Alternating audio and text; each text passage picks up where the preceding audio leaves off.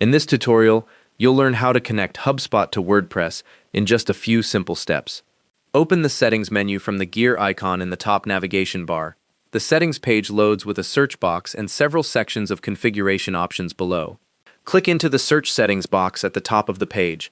Type Integrations and select All Integrations from the results that appear. This takes you to the Integrations Marketplace, where you can browse and install connections to other platforms. Click the search bar at the top of the marketplace. Type WordPress to find the WordPress integration. The marketplace filters down to show matching apps. Click on the HubSpot for WordPress app to open its details page.